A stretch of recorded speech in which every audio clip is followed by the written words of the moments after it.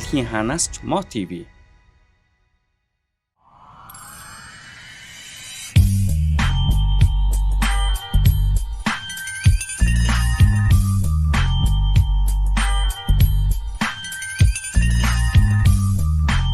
Хей за юу байцгаана манайхан Аригун базааны маань цоо шинэхэн дугаар эхлэхэд бэлэн боллоо. За тэгээ Монголын кино урлагийн сонин сайхан солио гажиг юу байцгаана хэдүүлээ хамтдаа танилццгаая. За мэдээж хамгийн түрүүнд дутхгүй нээлттэй хийх кинонууд болон ойрын үед хийгдэж байгаа Монгол кинонуудынхаа мэдээллийг танилцуулдаг байгаа. За хамгийн ихний мэдээ бол Овгор хэмээх кинотой холбогдож байна. За Овгор кино нь бол Ханхуур Pictures-ийн ээлж дуран бүтээл байгаа. Тэгээд Ханхуур Pictures бол өмнө нь бол Галбинга, за энэ оны ихээр бол Игчин Эр хүн хэмээх кинонуудаар бол үзэгчдтэй бол танил болсон байгаа. За миний мэдгийн Ханхуур Pictures одоо кино production бол жүжигчин Эрхэн Баяр ахын одоо үүсгэн байгуулсан кино production байгаа. Тэгээд 3 дахь кино нь бол Овгор хэмээх энэхүү кино байна. За энэ киноны найруулагчаар бол F студиогийн Амри ажиллаж байгаа юм байлээ. За тэгээ хамгийн ихээр анхаарал татж байгаа зүйл бол гол дүрийн жүжигчд байна. За тэгээ тэр бүр харагдаад байдаггүй өөр кинон дээр бол одоо дандаа гол дүр тоглолтог эдгээр дөрвөн жүжигчин бол нэг кинонд тоглож байгаа нь бол үнэхээр их хүлээлтийг үүсгэж байна. За тэгээ эдгээр дөрвөн жүжигчин бол олон хүний хамгийн дуртай жүжигчин гэдэгт бол итгэлтэй байна. За Ариун Бин Бах бол мэдээж сүүлийн үед бол эмэгтэйчүүдийн бол номер 1 краш байгаа. За Эрхэн Баяр ах бол миний хувьд бас миний хамгийн дуртай одоо Монгол залуу жүжигчдийн нэг байгаа. За мэдээж Болд Эрдэнэ ах бол бас миний бас дуртай жүжигчдийн нэг байгаа. Цэрэн Болд ах байна тийм ээ. Цэрэн Болд ах бол саяхан Гавьяач жүжигчин цол тэмдгээр Ингрэм мэлаасан байгаа. Тэгээд Гавьяач жүжигчин болсноос хойш анхны уран бүтээлийг нь бол бид нар хүлээн авч үзэх гэж байна. За Ханхуур Pictures бол үүсгэн байгуулагдсан цагаас эхлэн маш их ирч хүчтэйгээр ингэж кинонуудыг хийж байгаа. За тэгээд хамгийн анхны кино Галбинга нь бол одоо драм кино байгаа. Хоёр дахь кино Игчин Эр хүн гэдэг кино бол одоо инээдмийн кино байгаа тийм ээ. Одоо гурав дахь кино энэхүү Овгор бол нэрнээсээ ахуулаад Овгор гэхээр яалтчгүй энэ кино бол crime эсвэл нэг тийм экшн кино ах болов гэж миний хувьд найдаж байна. За тийм ийм дөрвөн жүжигчин цуглуулчаад инээдмийн кино ч юм уу драм кино бол хийхгүй байх гэж найдаж байна. Тэгээд Ханхуур Pictures-ийн хамт олон дамжилт хүсье.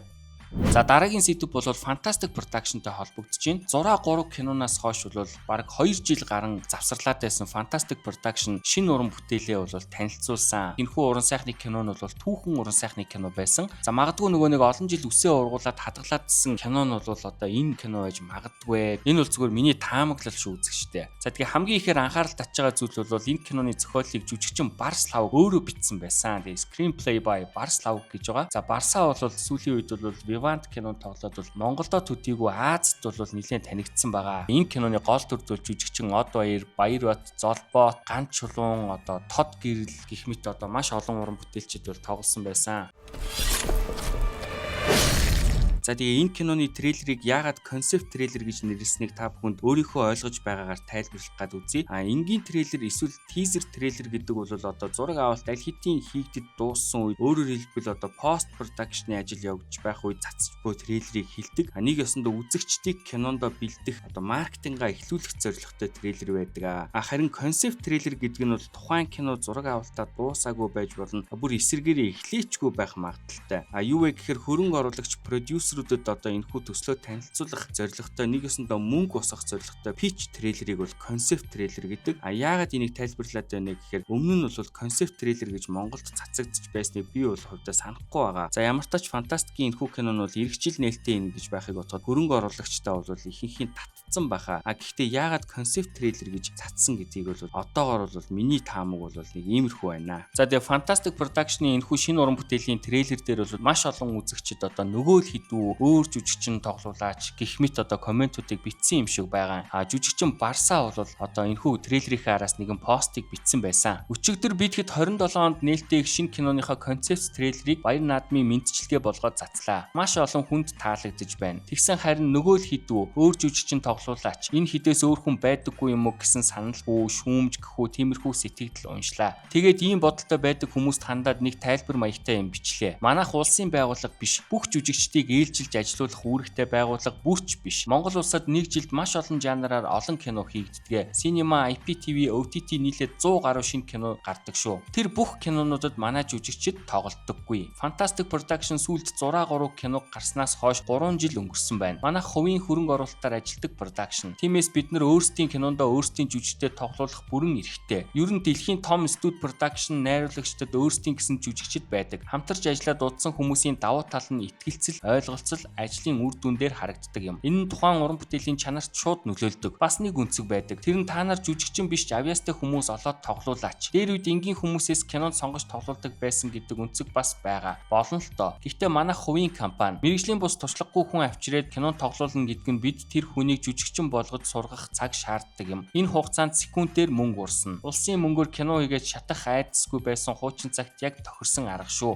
Одоо тэр боломжгүй. Хэрв танд кинон тоглох хүсэл байдаг бол цаг зав мөнгөө зарцуулаад өөрийгөө бэлдэж байх хэрэгтэй. Сайн жүжигчин үнэтэй ч муу жүжигчин бүр үнэтэй гэдэг юм. За тэгээд ер нь Монголын жүжигчид цөөхөн штэ. Ийм хөгшин залуу нийлээд 200 хүрэх үү. Магадгүй цөөхөн учраас танд нөгөө л хит гэж харагддаг байх. Салбар бүрт өөрийн онцлог байдаг юм шүү. Гэтэ бид октоосоо өөр жүжигчид кинондоо авдаггүй гэвэл худлаа. Манай кино болгонд тухайн дүрдээ тохирсон фантастикийн биш жүжигчид тоглодог шүү. Үзэгчдээс ирсэн шүүмжлэл бүрийг бид хүлээж авдаг. Харин жүжигчний сонголтоо хариуцлага, сахилга бат мэргэжлийн чадвар дээр үндэслэн сонгодог юм шүү. Баярлаа. За нэг ийм постыг бол Барсаа бичсэн байсан. Тэгээд нөгөө л хідэн жүжигчид үү, нөгөө л кино юу гэдэг хүмүүст бол маш юм тохиромжтой хариултыг хүргэсэн байсан. Мөн одоо манай подкастт орж исэн Гарам ханд найруулагч энэ нөгөө л хідүү, нөгөө л кино юу, нөгөө л Монгол кино гэдэг үзэгчдэд одоо маш тийм тодорхой гоё юм өнцгөөс хариулт өгсөн байгаа. Та бүхэнд бас хэсгээс нь төлөвлүүлье.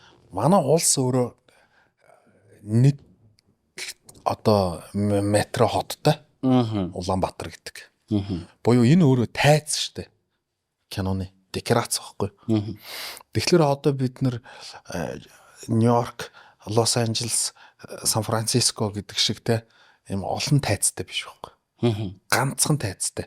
Жилд нэг 40 гаруй кино хийгдэж байна.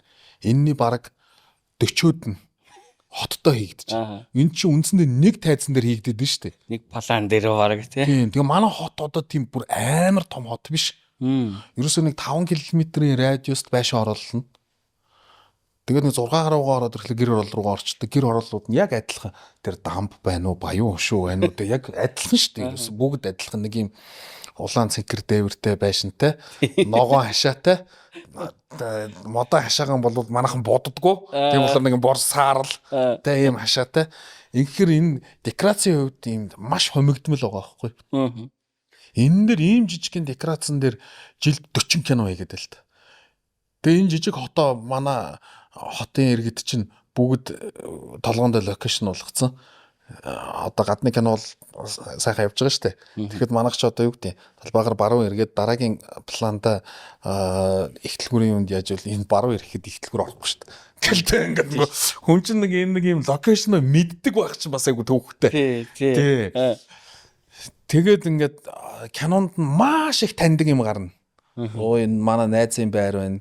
Аавын ажил байна гэдэг энэ өөрөө бас нэг жоохон киноноос салгах гэдэг те нэг юм декорацийн асуудал байгаа.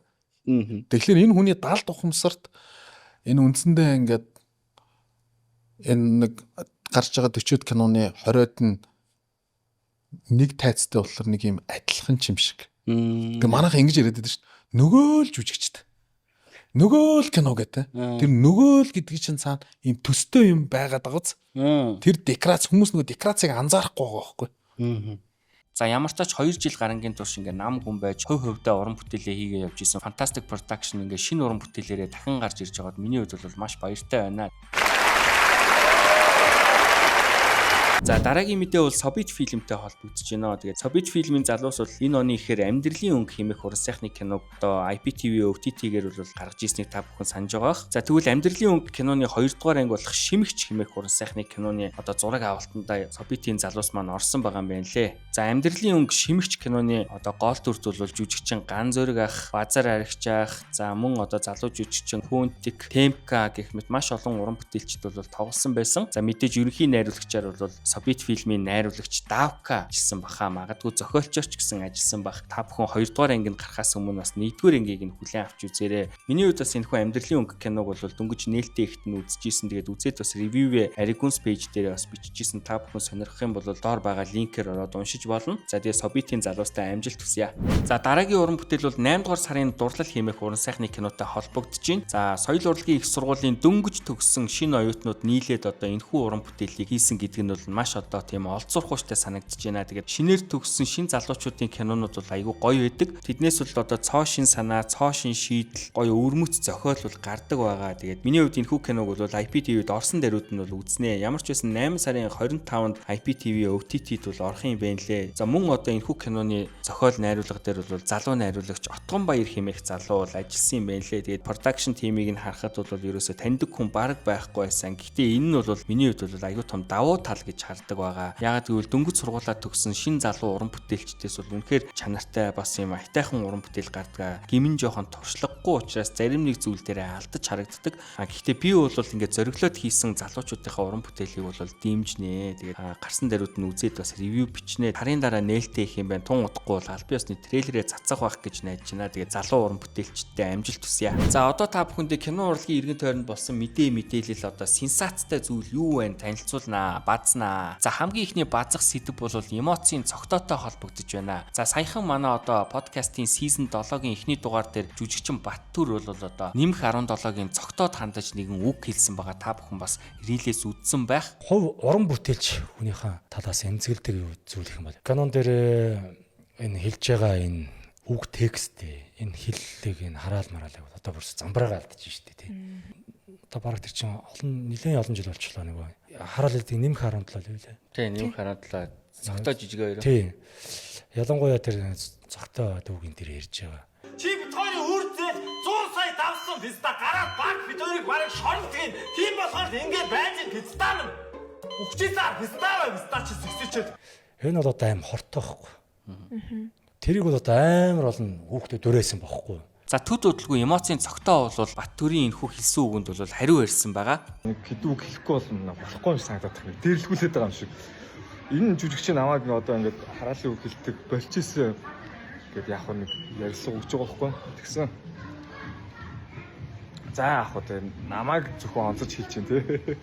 Уг нь бол одоо жүжигчин Цэрэн бол дах, за Бархуу ах, Болдэрдэн ах өөр хит хитэнтэй сүүлд фантастик тий. Одоо ингээд зөндөл хэлдэг байхгүй хараалын үг. Тэгэхэд ингээд намайг онцож хэлж байгаад нь би жоохон хүн дээр хүлээж аваад байна уу яагаад. Нэг бол одоо намайг ингээд кино урлагаас ингээд болж гинэ, явж гинэ гэж бодоод байгаа юм болов уу? Тэг яагаад намайг одоо онцолж ингэж хэлж байгааг нь би юусоо сайн ойлгосонгүй. Тэгэд бас нэмэх 17 бол одоо 17 онд гарч ирсэн гэхээр одоо барыг 8-9 жил болж байгаа байхгүй. 8-9 жил болохдоо нэг таарахтай хэлчихгүй яасан байх. Тэгээ одоо яах юм нэг бол одоо ингээ залуучууд одоо энэ хүүхдүүд яа энэ жүжигч ах шиг гой биетэй олъё гэхгүй байгаа мó. Тэгээ юу гэсэн үг вэ? Тэгээ хараалын үг сонссон хүүхд шууд хүмүүжүүлэн нөлөөлдөг гэж бодоод байт юм уу? Юм уншдаг юм уу? Би яага өгчүүлж 10 20 жил дасгал хийхдээ тархины дасгал жоогоо хийчихгүй дээ аха. Нөө аха та бол миний дүү шүү гэдэг шиг. Эсвэл нэг янзын нөхөр юм а те энэ ах. За.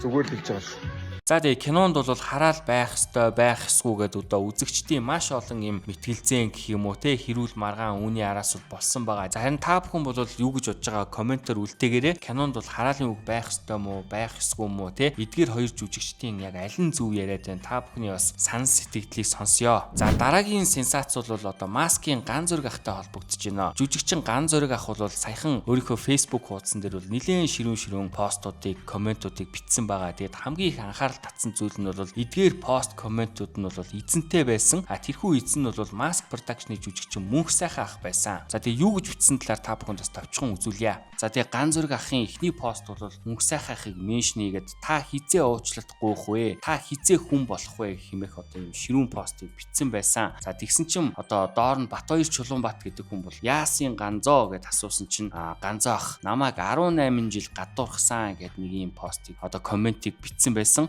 Тэгээ үргэлжлүүлэн одоо постуудаа бичсээр байсан. 18 жил нэг ахын дарамтанд явлаа. Хэлсэн үг нь хингэрэгнийхээ дунд чихэн дүлэрч тойгууртаа хахаж өгөх гэдэг үгийг 10 жил дааж явлаа гэх. Мөн одоо Мөнх сайхан ахыг меншн хийсэн байсан. Хингэрэгний цохиур юм биш үү? Доор нь алдаагаа бас засаад бичсэн байсан. Тэгээд одоо энэхүү постууд дээр нь бол хүмүүс маш их реакшн дарж исэн. Мөн одоо твитс дээр ч гэсэн энэ постууд нь бол маш өндөр хандлттай байсан. За тэгээд иймэрхүү зүйлүүд бичээд тахаар нь мэдээж одоо хүмүүс бол ган зөрөг ахыг бол ууцсан юм уу? Яасан юм бэ болооч, бариач гэд баахан бичсэн. Ганц зөрөг ах бол араас нь уугаагүй штэ. Хошин урлагт би шүгэл үлээчгүй бас кино урлаг гэд одоо энэ хүү постыг бичсэн байгаа. Тэгээд хамгийн сүүлд нь бол одоо хилж байд сэтгэл тайвшрав. Олон хүн намайг уусан гэж боджээ. Үгүй би устгахгүй гинэ. Одоо постоо устгахгүй, уугаагүй учраас постоо устгахгүй гэж байна. Миний ойлгосноор бол жүжигчин ганц зөрөг ах Mask Production доктор маш их гадуурхагддаг байсан юм байна гэж ойлгосон. Тэгээ гомдлоо бол тайлж одоо Facebook дээр энэ хүү постуудыг бичсэн болов уу гэж харж байна.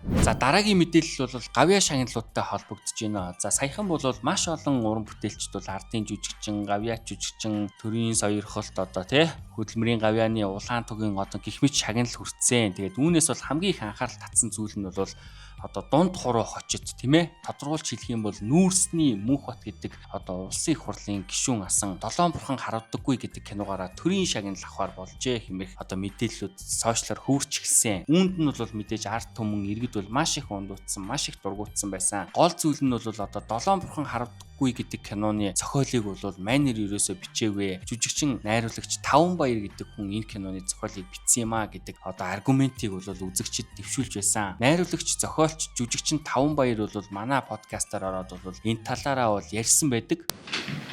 7 бурхан харавдаггүй гэдэг киноны зохиол дээр нь Таван Баяр гэдэг хүн нэр байдаггүй. Гэхдээ зохиолын нурууг бол Таван Баяр гэдэг хүн барсан. Ерөнхий продюсер нь хинбэ гэдгийг хүмүүс хөөд тулгаж байгаад харж байлгүй. Ерөнхий продюсер нь хамгийн сүүлийн төгсгөлийн бүх цалин дээр сүүлийн цалин дээр нэрээ бичүүлэх үү? Цалингаа авах уу гэсэн тулгалт хийсэн. Ямар сони яагаад тэгж байгаа юм? Яг тэгэл тэр үед би ч өөрөө залуу байж тэгээд гайсаар шоконд ороод гарч ирэл тэгэнгүүтээ одоо дунд найрч Неско ах гэхээр манай Монголын киноныхын бүгдээрээ мэдэн Неско ах. За тэгээд нүүр хувиргагч дээгийх шуураас ийм ярьж гин гэдгсэн чинь хүүе минийхөө чамааг энэ кино зохиол дээр бүх зүрх сэтгэлээ дэвсч чадлыг бүгдээрээ мэдж байгаа. Тийм учраас мөнгө ав гэсэн. Тийм учраас би мөнгө авсан. Цалингаа авсан. Тэгээд миний нэр байдгүй. Зүгч тахыг хэлж явах чинь зүг баггүй. Одоогийн хилээд кредитээр нь таны нэр байсан байгаагүй одоогийн хүмүүс мэдээд авчлаа штэ ер нь бол. Дээрэнгүү амар муухай дээрлэхүү те. Чи мөнгө авах юм уу? Эсвэл нэрээ бичүүлэхгүй гэдэг чинь амар муухай байгаа байхгүй. Тийм байна. Тэгэл Чингитэгийн автоотны ардл нөгөө мө өндөглөг мөнгөө ингэртэй хийгээд автоотны хойдлын сандал дээр нь суугаад ойлаад явж ийлээ. Дандаа бас нэг юм хонцаа нэг гэдэг. За тэгээд төд бодлого бол мөнх бат гэдэг хүнд бол төрийн шагнал олохгүй гэдэг мэдээлэл бол араас нь явж одоо үзэгчдийн одоо нийт одоо сошиал хэрэглэгчдийн магнат тэнийсэн байгаа.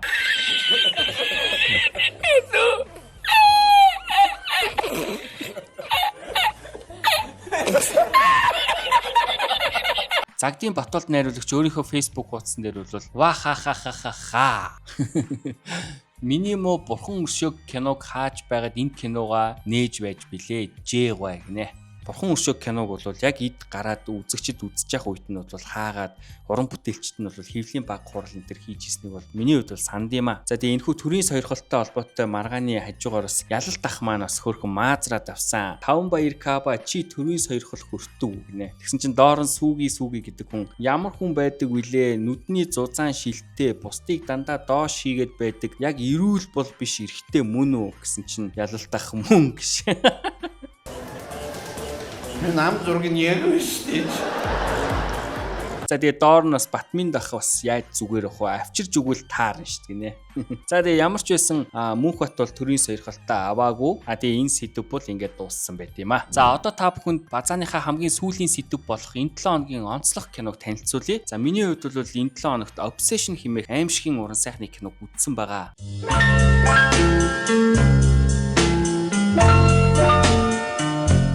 За энэхүү кино нь ютубер Cory Barker-ийн хамгийн анхны бүрийн хэмжээний кино бөгөөд ойролцоогоор $750,000 төсөвтэй бүтсэн хэрнээ одоо $427 сая орлогыг одоогоор олсон байгаа. Энэ нь бол одоо $1 сая дотор бүтсэн киноноос хамгийн өндөр ашигтай ажилласан кино болж энэ жилийн хамгийн том сюрприз болоод байгаа. За мөн одоо энэ жил миний үзсэн хамгийн гоё кино бас хамгийн амар кино байсан.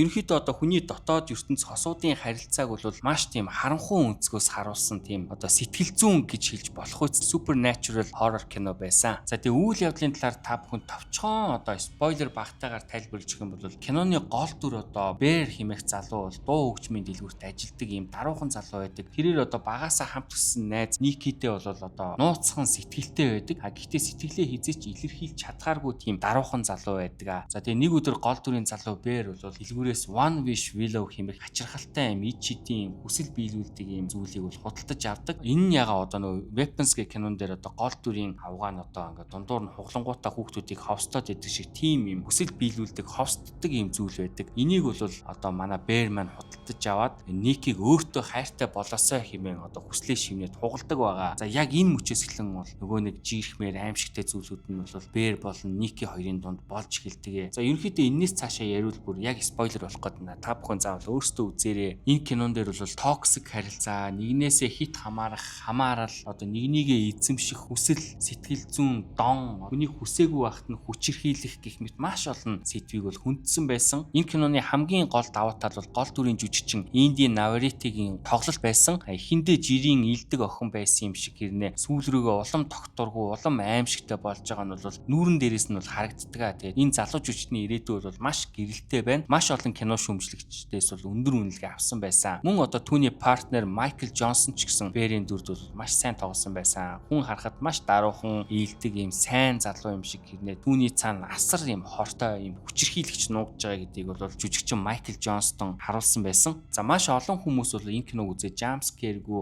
зүгээр ийм байгаагаараа хүнийг айлгадаг гэж бичсэн байсан. Гэхдээ энэ бол худлаа шүү манайхаа. Jump scare маш олон байгаа. Би бас олон хүний тэр jump scare байхгүй гэдгийг уншичаад бол чихвчээрээ амар чангалаад амар өөртөө итгэлтэй үзснээсээ болоод бас зүрхээр явчих шахсан. Тийм болохоор бол jump scare байхгүй гэж та бүхэнд худлаа яриад яг хуу jump scare байгаа. Тийм болохоор бас болгоомжтой үзээрэй. Тэгээд бас зочоотой хэсгүүд цөөнгүй байгаа гэдгийг бас онцолж хэлсэн зүйтэй байхаа. За тэгээ кино уран бүтээлч та бүхэн ч гэсэн манай Базааны 7 хоногийн онцлог кино болонд бол өөрийнхөө киног ревю хийх боломжтой байгаа шүү. Хэрвээ хүсэх юм бол та бүхэн миний инстаграмаар холбогдоорой. За Аригун Базааны маань шинэ дугаар энэ хүрээд өндөрлөж байна. Та бүхэн subscribe дараарай. Мөн одоо хамгийн гол нь лайк, коммент юм байлээ шүү манайхаа. YouTube-ийн алгоритм тэгж ажилт юм байлээ. Лайк дараад коммент бичиж байгаа видеог бол дээш нь явуулаад илүү олон хүнд үзүүлээд идэв юм байлээ. Тийм болохоор та бүхэн манай контентыг үзээд нэг лайк дараад те эможич болсон үлдээгээд гарч байгаарай. Энэ нь бол маш хэрэгтэй юм байлээ шүү.